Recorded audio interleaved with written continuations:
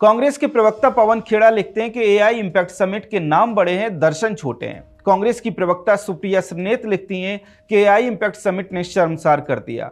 कथित पत्रकार उमाशंकर सिंह लिखते हैं कि India AI impact summit shame है, समिट नहीं। इसी तरह से कांग्रेस पार्टी के नेता कांग्रेस का इकोसिस्टम और उनके चट्टे बट्टे इंडिया एआई इंपैक्ट समिट के खिलाफ बोल रहे हैं, लिख रहे हैं। सवाल सीधा है कि इंडिया से इतनी नफरत किस बात की है। पहली बार देश में इतने बड़े स्तर पर एआई को लेकर समिट हो रहा है। चीन और पश्चिमी देश एआई में दिन प्रतिदिन तरक्की कर रहे हैं, हम सभी देख रहे हैं। आने वाले समय में एआई युगांतकारी बदलाव कर सकता है, सभी एक्सपर्ट ये कह रहे हैं। इन सभी परिस्थितियों को देखते हुए सरकार प्रयास कर रही है कि भारत एआई के दौर में पीछे ना रह जाए। इसके लिए तमाम तरह की योजनाएं चलाई जा रही हैं, तमाम तरह के इनिशिएटिव लिए जा रहे हैं। इसी क्रम में पहली बार एआई पर अंतर्राष्ट्रीय स्तर का सम्मेलन भारत में कराया जा रहा है। फिर इसको बदनाम करने का प्रयास क्यों हो रहा है? दोस्तों, शायद समस्या यह है कि कांग्रेस पार्टी को देश में कुछ भी अच्छा होते हुए पसंद नहीं आता और लूप होल निकालकर उसे बदनाम करने के प्रयास में जुट जाती है। ठीक है कि मान लेते हैं कि समिट के पहले दिन लोगों को कुछ दिक्कतें हुई होंगी, तो क्या पूरा सम्मेलन शर्मनाक हो गया? तो क्या समिट को शेमिट बोला जाएगा? परेशानियां भी क्या हैं, आइए देख लेते हैं। दरअसल सोशल मीडिया पर पहले कुछ लोगों ने अपने व्यक्तिगत अनुभव लिखे। ऐसे 3-4 लोगों की पोस्ट को उठाकर पवन खेड़ा ने बखेड़ा कर दिया।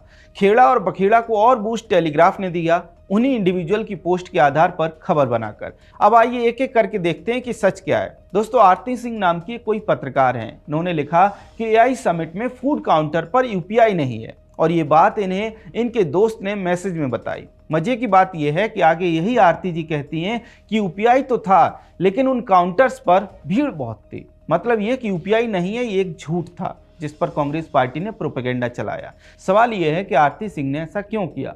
काउंटर पर भीड़ थी तो यही लिखना चाहिए था कि भीड़ थी, ये क्यों लिखा कि यूपीआई नहीं है? दोस्तों, ध्यान से समझिए, एक अंतर्राष्ट्रीय सम्मेलन है, यहाँ से जो भी निकलेगा वो पूरी दुनिया में जाएगा और पूरी दुनिया में भारत की इमेज उसी से बनेगी और बिगड़ेगी। तो हमने देखा कि ये बात पूरी तरह से झूठ थी, लेकिन फिर भी पहले कांग्रेस ने और फिर उनके इकोसिस्टम ने और फिर टेलीग्राफ जैसे प्रोपेगेंडा पोर्टल ने उसे एम्पलीफाई किया और समिट को बदनाम करने का प्रयास किया। वैसे सवाल यह भी है कि आरती जी को या फिर उनके दोस्त को भीड़ से इतनी दिक्कत है तो फिर घर बैठना चाहिए। ये भारत है, यहाँ भीड़ तो होगी। भीड़ की बात हो रही है तो ये ट्वीट भी देखिए, इन्हें भी कांग्रेस पार्टी ने शेयर किया है कि समिट में भीड़ बहुत है, लाइन लंबी है। तो जी हाँ, इससे क्या समस्या है? सम्मेलन में भीड़ दिखाती है कि लोगों का इंटरेस्ट एआई में कितना ज़्यादा है। ये भीड़ दिखाती है कि लोग जागरूक हैं। ये भीड़ दिखाती है कि सम्मेलन सफल है, और लोगों का लाइन में लगा होना दिखाता है कि व्यवस्था बनी हुई है। इससे दिक्कत क्या है? और जैसा कि मैंने कहा कि भारत में भीड़ तो रहेगी। ये लुटियन दिल्ली के 4 एलिटों की कोई क्लब में पार्टी नहीं है, टेलीग्राफ की एडिटोरियल मीटिंग नहीं है, और ना ही कांग्रेस वर्किंग कमेटी की बैठक है जहां भीड़ नहीं होगी, और ना ही कांग्रेस की सरकार है जो इकोसिस्टम के गिने चुने लोगों और वामपंथी बुद्धिजीवियों को ही एंट्री देगा। बिल्कुल भी नहीं। इस सम्मेलन में हर वो शख्स आ सकता है जो एआई में इंटरेस्टेड है और आ रहा है, और इसीलिए भीड़ हो रही है। तो इससे दिक्कत क्या है? अब इस स्क्रीनशॉट को देखिए। ये भी कई लोग लिख रहे हैं कि अरे पीएम मोदी के आने पर लोगों को बाहर कर दिया गया, गेट पर एंट्री रोक दी गई। हाँ मेरे दोस्त, ऐसा ही होता है। प्रधानमंत्री अगर कहीं भी पहुंचेंगे तो ये सामान्य प्रोटोकॉल है कि उनकी सिक्योरिटी से संबंधित सभी जरूरी कार्य किए जाएंगे। जो भी प्रोटोकॉल के अनुसार होता है वो सब कुछ होगा। प्रधानमंत्री की सुरक्षा सर्वोपरि होती है, और वही यहाँ भी हुआ। पीएम मोदी आए तो एंट्री बंद कर दी गई। इससे क्या दिक्कत है? कांग्रेस पार्टी एक इन्हीं कृतिका कपूर की पोस्ट भी शेयर कर रही है, जिसमें वो दावा कर रहे हैं कि बहुत भीड़ थी। मजे की बात यह है कि ये कृतिका जी अपनी दूसरी पोस्ट में खुद ही बता देती हैं कि वे वहां कंटेंट बनाने गई थी, मतलब रील बनाने गई थी। सवाल है कि आपका एआई में कोई इंटरेस्ट नहीं है, आपको अपनी रील बनानी है, इसलिए आप वहां जाकर भीड़ बढ़ाती हैं, फिर भीड़ होने की शिकायत भी करती हैं। खैर दोस्तों, मान लेते हैं कि कुछ लोगों को सही में कुछ दिक्कतें हुई होंगी। हो सकता है कि कुछ अव्यवस्थाएं भी रही हों। पहला दिन था, हो सकता है पहली बार इतने बड़े स्तर पर एआई को लेकर सम्मेलन हो रहा है। दुनिया भर के टेक और एआई एक्सपर्ट शामिल हो रहे हैं, दर्जनों देशों के हेड ऑफ स्टेट शामिल हो रहे हैं। ऐसे में हो सकता है कि पहले दिन कुछ दिक्कतें हुई हों, लेकिन क्या इसका अर्थ यह है कि उन दिक्कतों को लेकर ढोल बजाते हुए अपने ही देश की थूथू करवाई जाए, अपने ही देश को अंतर्राष्ट्रीय स्तर पर शर्मिंदा कराया जाए?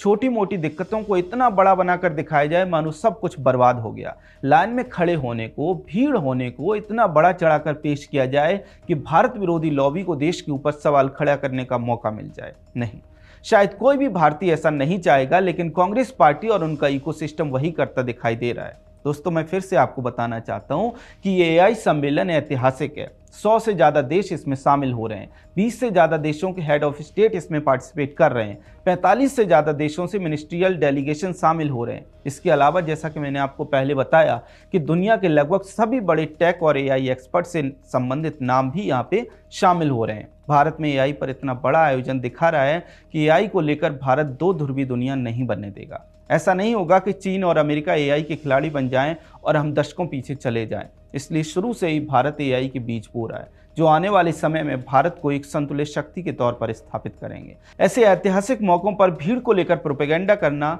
लाइनों को लेकर प्रोपेगेंडा करना, खाने को लेकर रोना धोना मचाना, ये दिखाता है कि कैसे कांग्रेस पार्टी और उनका इकोसिस्टम भारत की बड़ी सफलता को धूमिल करने का प्रयास कर रहे हैं। वैसे आप बताइए, सैन फ्रांसिस्को सम्मेलन में 1945 में यूएन की स्थापना की गई, तो क्या उस सम्मेलन में परोसे गए खाने के टेस्ट के हिसाब से यूएन की स्थापना के महत्व को कम आंका जा सकता है? बिल्कुल नहीं।